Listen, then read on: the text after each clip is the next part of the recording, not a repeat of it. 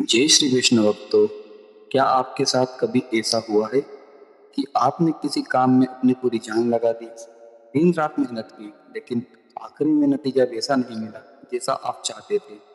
ऐसी स्थिति में हमारा मन टूट जाता है और हम निराश हो जाते हैं।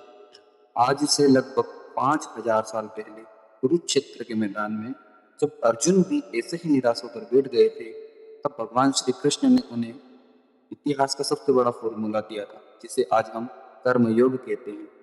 आइए सीधा गीता जी से समझते हैं श्री कृष्ण ने क्या कहा था। भक्तों, भगवत गीता के अध्याय नंबर 2 के श्लोक नंबर 47 में कहा गया है, कर्मण्येवाधिकारस्ते मा फलेषु कदाचन मा कर्म फले हेतुर्भुर्मा ते संगोऽसत्त्व कर्मणि।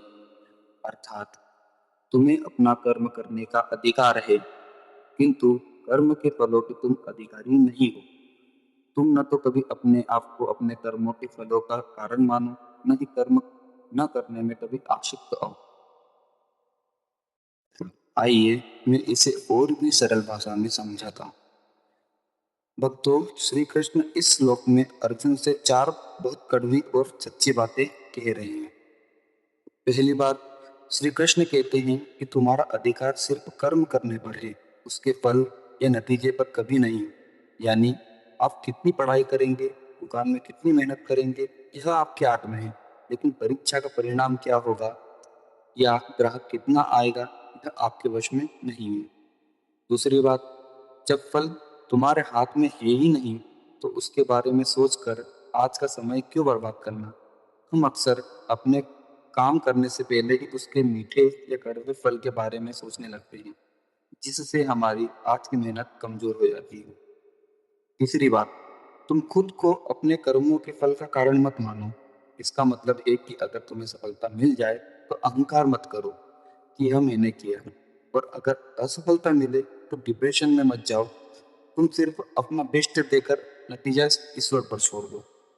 चौथी और सबसे जरूरी बात, श्री कृष्ण कहते हैं कि फल की चिंता न होने का मतलब यह बिल्कुल नहीं है कि तुम काम करना ही छोड़ दो।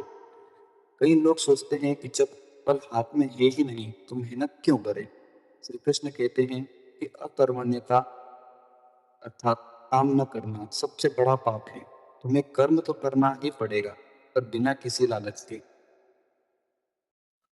तो दोस्तों, इस श्लोक का आज के जीवन में सीधा सा मतलब यह है कि चिंता छोड़ो और सिर्फ अपनी मेहनत पर ध्यान दो। जब आप फल की टेंशन लिए बिना पूरे दिल से कोई काम करते हैं, तो आपका पूरा फोकस उसी काम पर होता है। और यकीन मानिए, इसी मेहनत का फल भगवान कभी खाली नहीं जाने देंगे। अगर आप आज किसी परीक्षा की तैयारी कर रहे हैं या जीवन में संघर्ष कर रहे हैं, तो नतीजों को श्री कृष्ण के चरणों में सौंप दीजिए और आज पूरी जी जान से जुड़ जाइए। तो दोस्तों, भगवान श्री कृष्ण के विचार आपको कैसे लगे, कमेंट बॉक्स में जय श्री कृष्ण लिखकर जरूर बताएं। और ऐसे ही नित्य गीता ज्ञान के लिए आप ये अपने चैनल को सब्सक्राइब करना ना भूलें। जय श्री कृष्ण। हर हर महादेव।